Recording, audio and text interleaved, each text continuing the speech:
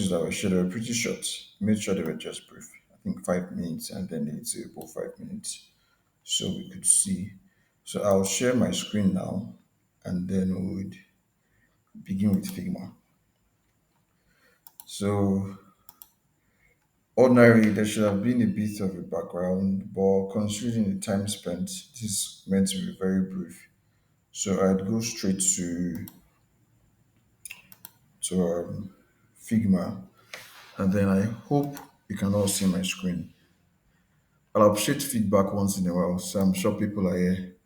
So feedback, I mean, well, verbal feedbacks, because I won't be on this page to see if you're texting or something. So I'll appreciate feedbacks to be sure you're following. So yeah, so I hope everyone can see my screen now. Okay, yeah. So welcome again. So this is Figma, and then it's a design tool basically that designers use to develop site applications that web developers, that's who you want to be or who you're training to be, use to actually develop things, and then it makes it easier basically. So if we take a little bit of a background to what was before Figma, you could imagine designing on a platform, not Figma. Take for instance something similar to Photoshop or Corel Draw. You're designing a web application, and then you'd have to actually export your JPEG files, your media files, maybe some a few components or things you actually need as zip files, and then sent to your mail. So it's a little bit tasky and then bulky. That's before Figma came. So I guess Figma came to just solve the issue of there being a separate platform to design, and then you send your components and then elements via a different platform to the developer, and then to iterate and correct things is usually a longer process. But now with Figma, you can actually work with a designer on the same board. So I'd go straight to different parts of Figma so we don't stay too long on this call, and then we'll get to actually build something very quickly. So we'll also see how we use Figma. So yeah, on Figma we have three major parts. So you have the entire left panel, you have the center panel, more like your board. So design board. So most things, well, this is just basic. So you have designs that have been made on this particular area, and then on your right hand, you have other options that are actually going to be useful while you're developing as a developer, developing a design as a developer, basically. So you'd see you could actually make a comment, you could inspect, and you could export. So we'll actually touch all of these when we begin. So just to gloss over these icons here. So this particular one is a move icon. So move, shortcut for it is V basically. So you could use that to actually move around and then just see around the board basically. So how I am zooming in and then zooming out seamlessly is with, I think it's pretty easy with an external mouse. So you just hold down on control and then you scroll in or out, then you're zooming in and you're zooming out. So the other cool things you could do if you had an external mouse. So I'd advise you get one, and then it's quite easy to use Figma. But if you're using your trackpad on your system, you could just either you pinch in or you pinch out on your trackpad, and then you can easily zoom in and out of files and then different parts of the files basically. Then the next icon on this side is the hand tool. So hand tool is basically used to grab and move. Instance, I zoom into a particular part and then I want to grab and move. So that's what the hand tool does. The shortcut on the keyboard is just the H. So strike H and then get the hand tool. V, you get the move tool. H, you get the hand tool. So then the next icon is actually a comment tool. So since you'll be working directly on the designer's board, you want to maybe make comments sometimes. You want to let the designer or other developers working on the same project um, understand some things you're doing. So you could just easily type a comment and then the designer or developer will actually see it. You could actually ask whoever is on the board with you, and then person could actually still see. Person gets an email notification seeing your chat basically. So there are other cool things you could do with the chat. You could actually, if you're going to talk about a particular section of it. Yes, I am. Yes, I am. Thank you. Yes, I am. I said I am. Can anyone hear me, please?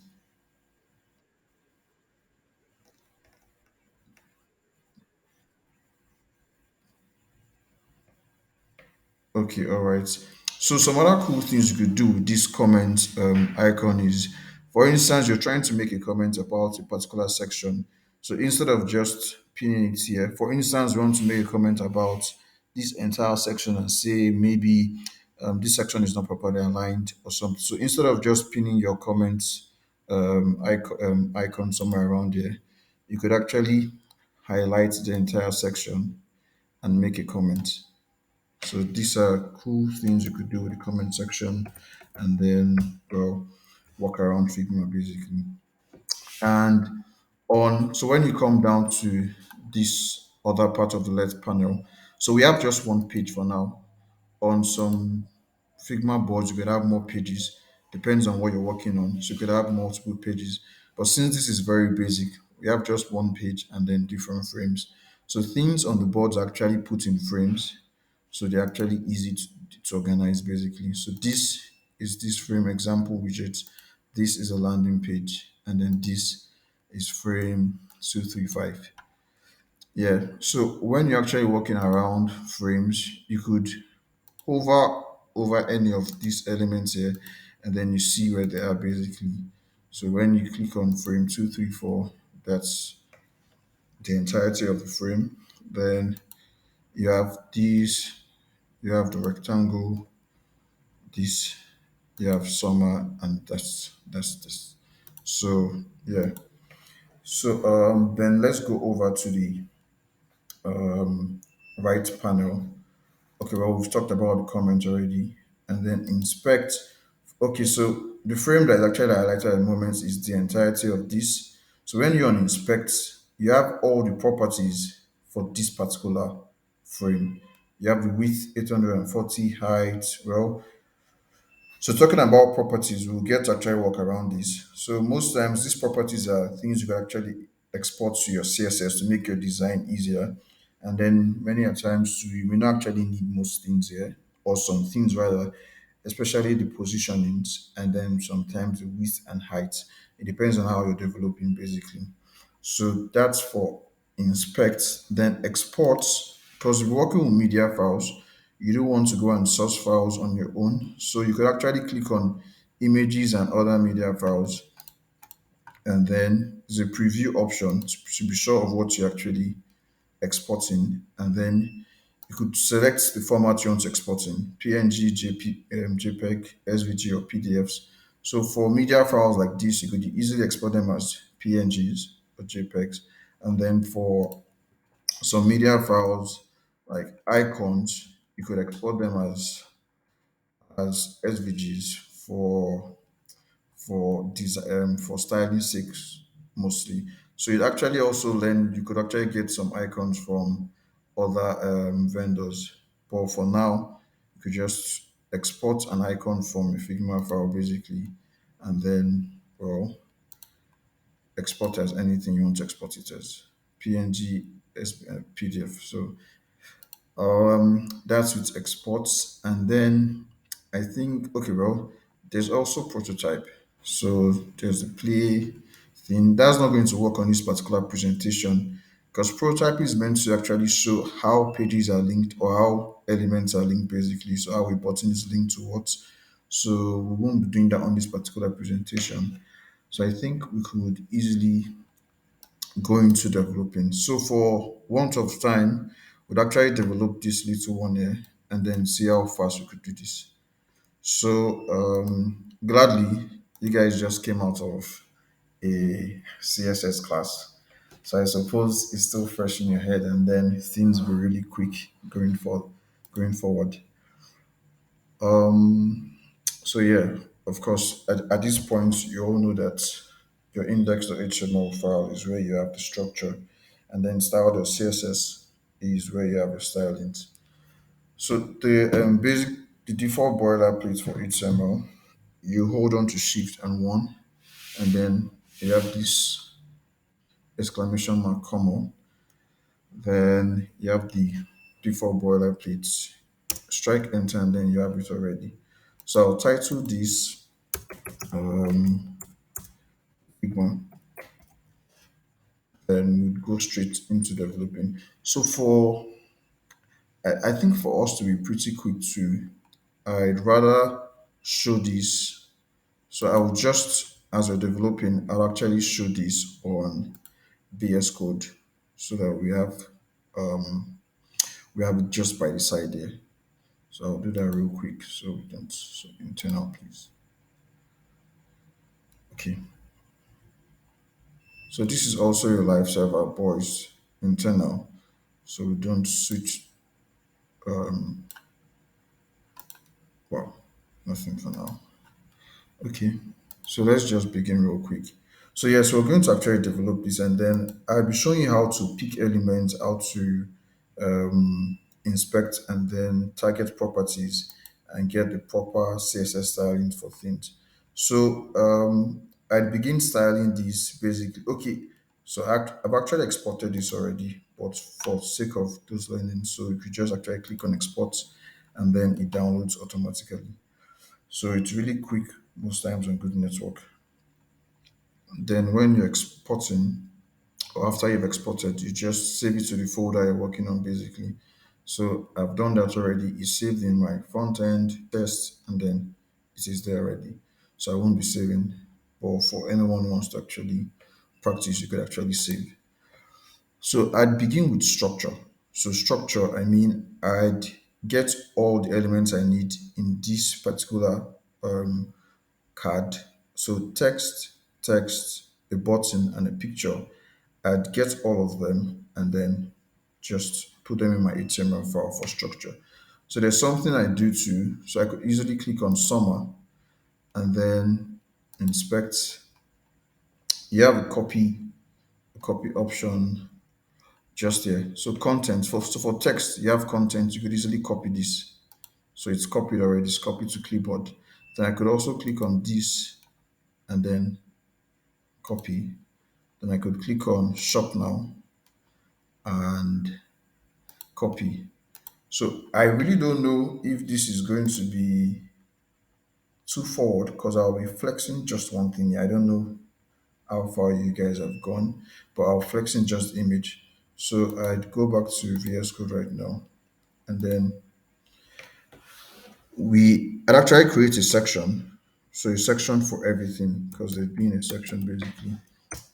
So I create a section. Then to achieve what I have, because I'll be flexing two things, some things by the left and some other things by the right. I'd have two containers. And then I'll just call those containers div. I'll call the one by the left.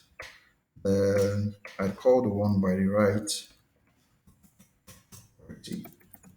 So what I just did was actually duplicate a line that I had earlier. So the command to do that is Shift, Alt, and Direction down or up. You duplicate a line you had earlier or something. Then for things on the left, if you guys remember, we had the first thing was I'd say an H3. Let's say there's an H3, and then it was summer. I said I usually copy most text and then I just place them. So I place them because I have a clipboard. I could easily just paste them that way. So summer sales is the first thing I have. Summer sales. Oh, sorry about this. Okay. Summer sales is the first thing I have. Then the next thing it's a P tag, and then in the P tag I had the 25% off. I just placed that there. Then I have a button next. So in the button, the text is shop now. Why does this keep coming up? So shop now. I have everything that I had on the first part of shop now, please. Why is shop now not showing? Okay, well, that's not an issue really. So yes, I have summer sales. I have 25% and I have shop now. So I just call the image real quick and then we keep going from there. So I mentioned earlier that I'll have everything on the left in one container. That's what we have in this container actually. Then I'd have the image on the right in this container. So I just call the image on the right and then image tag. And then to actually search for an image, so use your directory command full stop forward slash and then your directory is there. So it's flower. So I'd called image already. So I have all the elements I got from Figma here already. So what I need to do now is actually okay. So we learned class in the previous we read class and then naming IDs. So I give summer. So okay, I wouldn't give it a class. I don't complicate things really. So it's just going to be real quick. It's going to be real quick. But I'll give my button a class. So I'd call this shopping. I think that works. Then now we have the basic structure from the Figma file. So what we want to do next is to style to achieve this. Meanwhile, I'll just do this so that we also have so 3,000.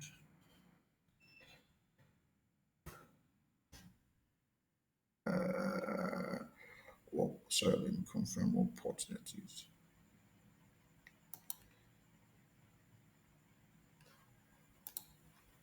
Oh shit. No, not this. Okay, this is 3,000 there. So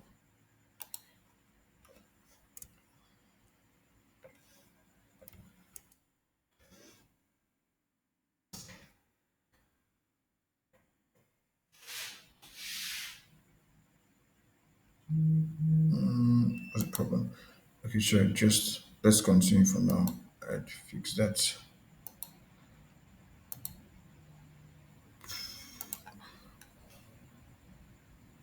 Well, so we'd want to style at the moment. So I'd be taking the stylings from the Figma board and then I'd show you how to actually implement them. So I think the first thing I want to do is the background. So for the sake of this particular session, the background on Figma file is actually a dark one because my theme is dark. So I just replicate the same thing on my design. So I'd go to my style.css. Okay, it's not linked yet. So I want to link my style.css first. And then I do link CSS, style.css. So I'd go to my style.css and then I call the body.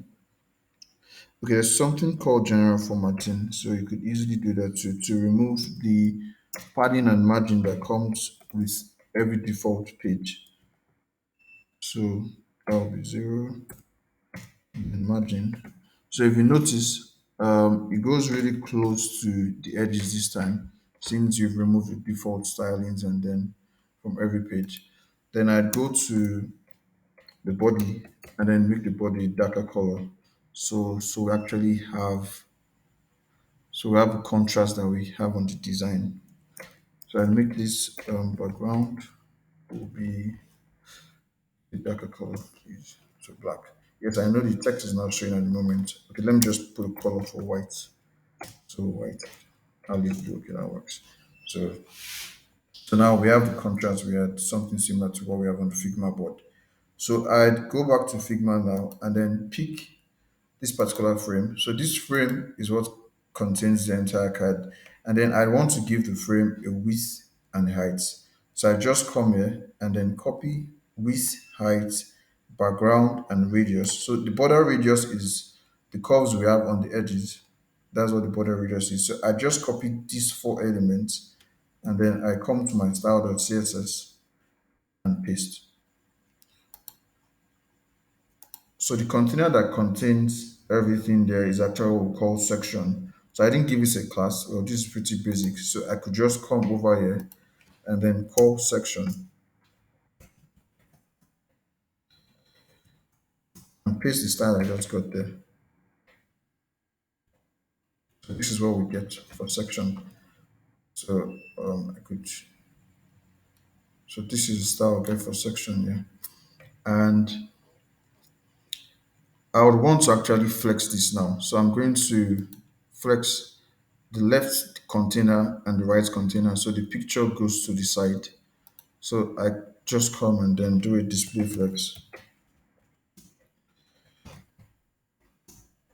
and we have that already. So now I could actually remove the color for the text I put earlier. So we could see the text now. So the text is visible. So that works. So now, well, we're achieving something already. Let me open this on a bigger screen so we could actually follow.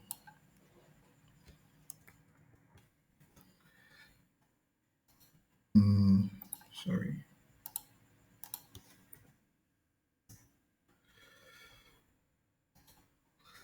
Yeah, so we've achieved the background, we've achieved the border radius, we've achieved the width.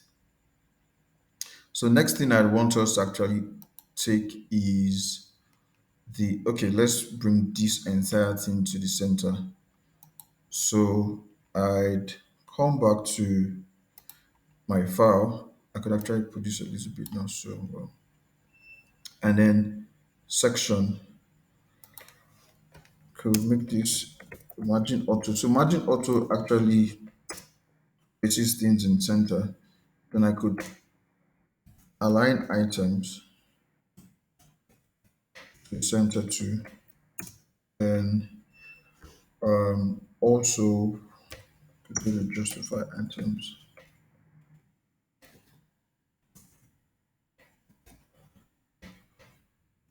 by content center. So yeah, so on the bigger screen, this is what we have already. So right.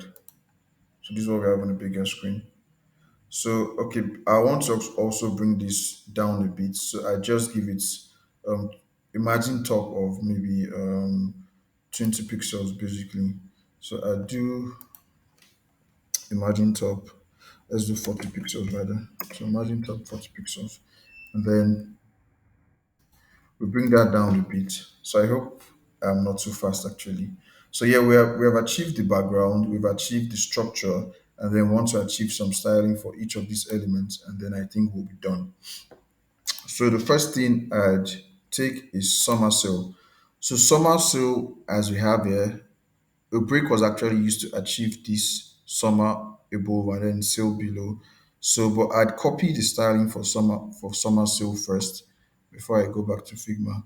So I just come to okay, I'll talk about the fonts, how we also get fonts. So I'd come to the CSS code for summer sale, and then I'd copy from font weight. I copy from the font weight down to the color and replicate on my style. So from our previous class, we learned about targeting things specifically. So if you're going to be targeting summer sale, we just have to call the class left and then call H3. So this is not best practice per se, but for this session, we could actually do that. So we have summer sale has a styling for from Figma already, and then well, pretty much it's coming alive. So you really don't need the display effects for text, and then align item center for text. You really don't need them. So these are some of the styles that going further, you learn things you actually require from Figma, and you learn those that you don't. But yeah, other things you could use them. So I talked about breaking summer and sale earlier. So I'd come back to my HTML and then type BL. This is a line break. So BL typically would break a text, a sentence, and then put the other half to the next line. So now we've achieved summer sale as it is on Figma. So I also want to achieve there's a space between this and this. So to actually learn how to target to get spacing of elements in the Figma file, you could click on the first element and then the one you're going to calculate the space for in between, and then just hover on the next one. So you see we have 102 pixels here basically. So from summer sale to this text, we have 35 pixels. So there's a space in between of 35 pixels. From this particular element to the button, we have a space of 36 pixels. From this to this, we have 25 pixels. So yeah, I've actually not achieved the gap for this. We'll do that real quick. But I want to achieve the want to finish on the right side, then we'll go to the left. So the space between summer sale and the next text under is 35 pixel. So I just go to to the styling, and since I've targeted this already, I can give it a margin bottom of 35 pixels. Sorry, 5 pixels. And here, oh, sorry, this is meant to be bottom, margin bottom of just 5 pixels. And there we have the space already. So similarly, I think a break was used for this. So you could apply a break to after through and after store. But I'd copy the styling for this before I go to apply the break here. So I'd copy from font width. So I'll explain why I'm not copying font family and font style because I'll call it generally in the body, and then it's applied to everything. So I copy from font width down to color. So remember, we are going to add a break to through and store. So I'd apply the styling to this. So I'm targeting the P tag, right? So this will be lefty and then P tag. So I'd do this P and then paste the styling I just copied, and then we achieve this already. So we have this already. So I'd go to my index.html file and apply the break as seen already to this, and after store.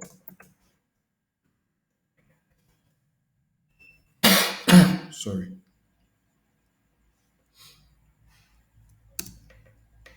And now we are actually close to finishing already. So okay, bro, we have a space between this and this. If you remember from what we checked earlier, the space was 36 pixels margin bottom. So I'd okay, well, you could always remove this, you really don't need them. So I give a margin bottom of 36 pixels. And then we're good. So now we have the space between this and this. So next thing we want to target is, we can see how it looks on the fuller page. So we're actually achieving it already. So the next thing we want to target is the button. So typically this is the default styling for a button. You'd have to format this styling and then apply the styling here from Figma. So I'd get the color. So the only thing I'll be taking from this particular button is the color. That's well, the color and the border radius rather. So I just get this, and then what I take from this um, for the shop now is the font width down to color. So I'd go to the button. I gave the button a class already. We called it shopping. So we go to our style.css and then target Shopee and apply the styles we just copied. So I'd paste the background first and border radius. Then I'd also paste the styling for the text first. Okay, I think I missed font weight F. So I've copied this already. So now the button is not looking exactly like we have already.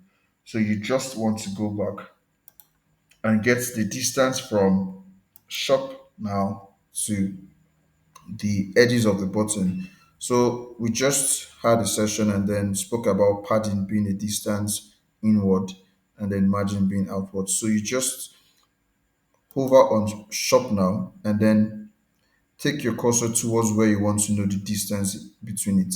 You have 40 pixels to the left and to the right, and you have 20 pixels top and bottom. So a very short way to write padding for things like this is you write padding and sorry, give me a second. Then so the first value you give to your padding actually applies to the top. So if you're given a second value, it applies to the right side. So if you're going to be giving extra values, it's going to apply to the next value will apply to the bottom, and then the next value will apply to the left side. So if you're doing this, you'll actually just achieve this basically. But yeah, you could actually, if you have values that are the same thing, so the top and bottom are 20 pixels, the right and the left are 40 pixels, you could just write it as in the same way, 20 pixels affects the top and the bottom, and 40 pixels affects the side. So now we are achieving the design already, and then we're almost done. Okay, well, there's something. I think there's something off. There's no outline here, as we can see here. So there's an outline here. You could just outline and then on. So okay, sorry, that shouldn't be. That should be border rather. I don't know. So yeah, the border is gone, and then there's no border as you can see. So of course, this is a button. The button I'm trying to when you're on a button, you should have a special kind of cursor. So you could actually do this cursor and then pointer. So now you have this. So you turn to this hand, point on the button to actually make it more interactive, basically. The next thing we want to start at this point is to give you a space between the text and the image. So let's look at it on the we have this space. So the space from this entire container to this image is we take the one that is longer actually. So this is 25 pixels.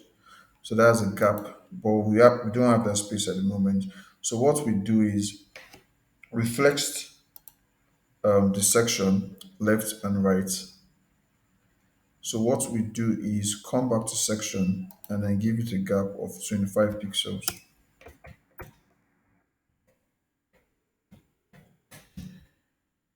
25 pixels achieves the gap that we have on the Figma file.